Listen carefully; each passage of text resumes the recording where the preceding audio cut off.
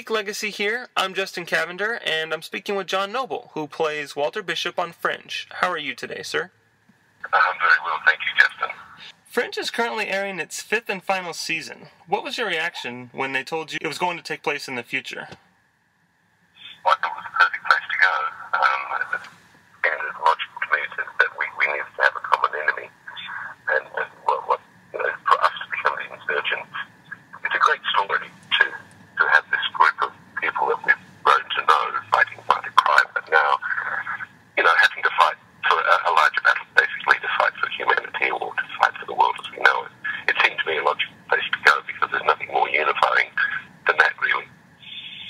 Right, no, I agree. I mean, I was curious, was it more fun being on the offensive this season rather than always reacting?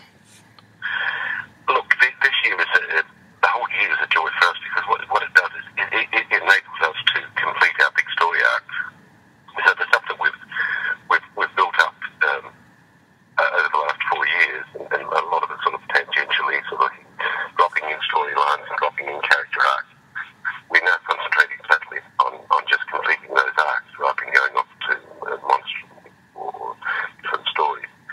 So it's more like really doing a 13-part serial or a 13-hour movie, really, because everything links together. And I guess for folks coming in, just dropping in for one episode, they would say, well, seems to be like watching an old serial. Well, it is indeed that.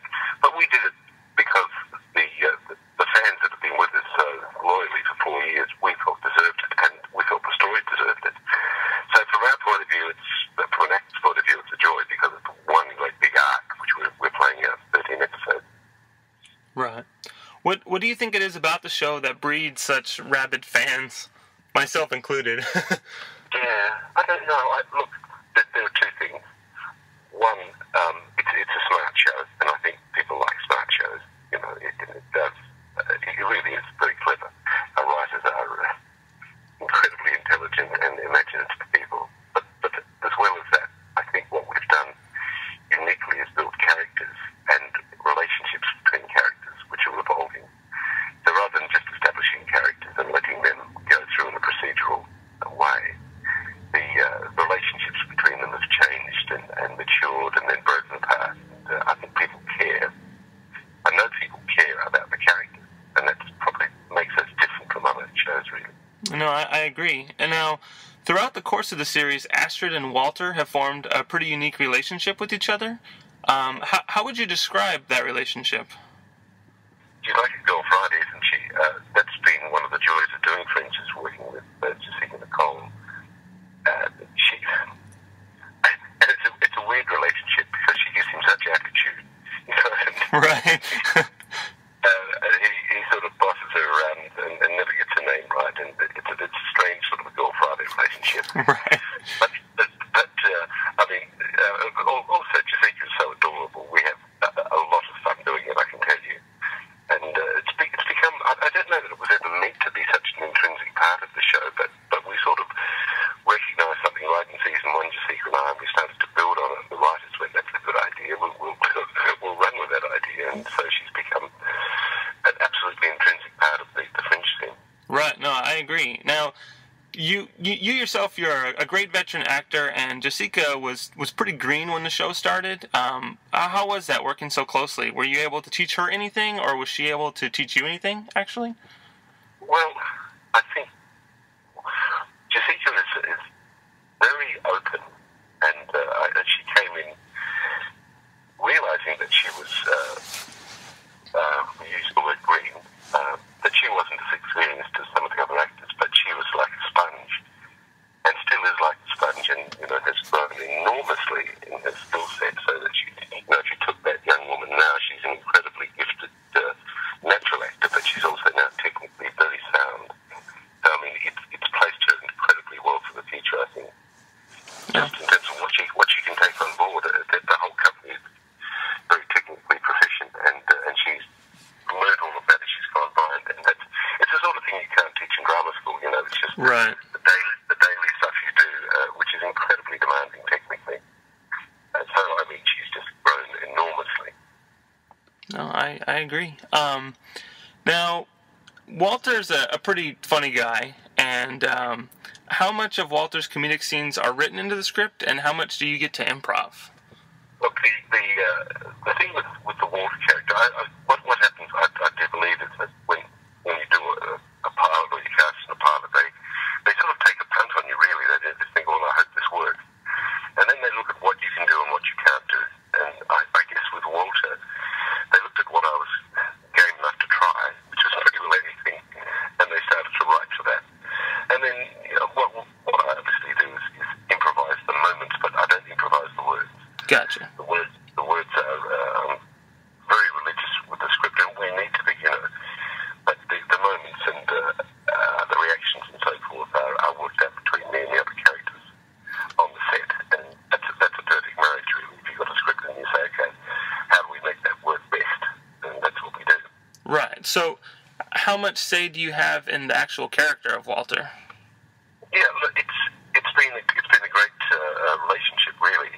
The writers have listened when I've spoken, and on times when I've thought that we may have been doing something that was not quite right, I've expressed that, and I generally have a phone call with Joel Wyman once a week where we talk about things. But because by now, after 5 years, I know this character backwards too. So, right. It's a really positive relationship, Justin. Was there anything that you wanted to do that you were unable to do with the character? Not really, no. I mean, I've had some difficult things to do, and some really demanding things to do. I think probably the most demanding was beginning of season 4, when Walter I had to recreate Walter without a Peter in his life. Right. That was really a dark period for Walter.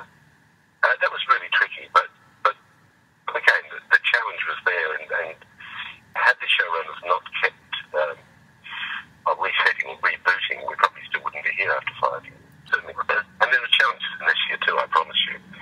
But by now, I know it so well that I can just sort of take it and try and get the sort of finesse those subtleties as they come through. And there are plenty of them. But it keeps me very much on the ball. Right. Now, what's your favorite quirk of Walter, or that you wish you could do more often? No, look, he's so childlike. I think the favourite thing about Walter is the absolute joy he gets out of things sometimes. Like a little boy discovering something, and he gets that silly grin on his face when he makes a discovery. I think that's the kind of part about him I like most, because, you've got this man of soaring intellect and with a very bleak and dark view in life, really. And yet he has these childlike moments where he loves so much discovering something, or he's so vulnerable, in an emotional moment. And those are the moments I think make Walter special to me. No, I agree. He loves to eat a lot, even in his underwear. Do you get to pick your tasty treats, or do the writers kind of make those decisions for you? Sometimes we put food in. Generally, that's become a character trait. The writers said that right at the beginning. But now there'll be times when I'll be doing something and I'll say to the props people, I think he should have something here, and we will put something in just as a character point within the scene. But generally, I don't have to ask the writers to write those in. They do it anyway. Do you have a snack of choice? No. Not as Walter's food, no. Yeah. That's funny. Now, do you miss having Jean the cow around? Oh, I do miss her. She's so beautiful. I'm a bit of a softie for Jean. In the current season, we have her frozen behind the amber, so she looks out for me sometimes. But, no, it's the weirdest thing is that only J.J. Abrams would put a cow into a show. But I've loved working with her. She's got a relationship with me. She's a huge animal and very strong, but she kind of knows me, and we get on pretty well together. And I miss her. And apparently she's now in retirement. There's no way that she's going to be sent for hamburgers. They've kept her in retirement. And she's like this star that sits out in the paddock somewhere. And so I was talking to the Ringle about it the other day, and he said, "Oh God, no, she's just a star. She lives the life of luxury." How fun. Now, do you know what's coming next, or is everything pretty hush-hush on the set? Obviously, you don't have to tell us, but is there something coming up that... Look, I do. I do know, because this season is one big, as I said, story arc to complete the final chapter of the saga. Yeah, I do know where we're going. Not in specific, but more than any other year, I know where we're going. And that's a really good thing for us this year, because we're, as I said, following this kind of one big arc. It's very important for each of the characters to know where they're heading. So we do know, and look, to be honest with you, Justin, I'm really excited about it. I'm just studying episode 9 as we speak, and it's extraordinary. And we start shooting episode 8 today. So each episode to me is just fantastic. I mean, I'm adoring the season so far. Yeah, it's great. Now, beloved shows always face a challenge when ending because fans are so connected to the characters. How do you think people will react to Fringe's ending? Judging by what I'm seeing and what I hear from people, it'll be very sad. It'll be almost like there's a hollow part of their life as a result of Fringe ending. But everything has to come to an end. You know, the glorious thing is we do get to end it. We just don't leave it sitting in limbo like a lot of shows do. Right. And there's a life afterwards. For example, the Science Channel have bought Fringe, and they start, I believe, in September with right from the beginning, and they're doing it with a series of marathons. And the Science Channel love Fringe, and so they're really going to give it a beat. So for the fans of Fringe, it'll be there for a long time to come, because you know it goes to syndication. Right. But Yeah. I think Science Channel is the one to watch it on, to be honest with you, because they just love it so much.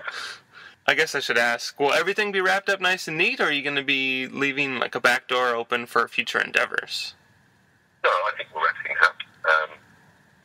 It's not fair to leave things open. We've been given this opportunity. We've been told to finish the story off 13 episodes, and that's what we'll do. Right. And future endeavours could be what? I don't know. I've heard nothing about spin-off.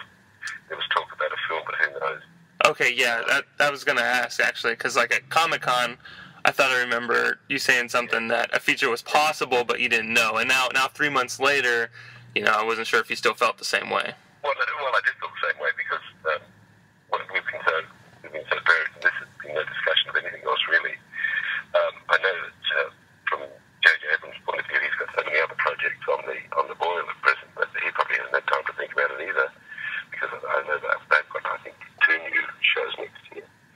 So, look, when we all sit down and the dust is settled, there'll be a decision made as to whether it's a good idea to do a film or not. It may be that, given that we've completed it, that there is no point, you know? Right. No, I understand. All of us at Geek Legacy have something that we totally geek out over and get excited about just talking about it. In my case, it's Fringe. Is there anything that you geek out over? You know, my life has been so deeply involved in Fringe over the last 5 years that probably the main show that we talk about, and it's between myself and my wife, is Fringe, to be honest with you. And so I haven't really. I'm looking forward to actually seeing what life is like outside of the Fringe world. Seriously, it's been so involved for the last 5 years on a daily basis, really. I don't know. I'll let you know in 6 months' time when I'll geek about it. Well, great. Well, Mr. Noble, it was a pleasure speaking with you. I can honestly say I'm incredibly sad that Fringe is ending, but I'm really excited to see where it's going. And thank you so much for your time. Thanks, Justin. Appreciate it so much, mate. Bye. Take care.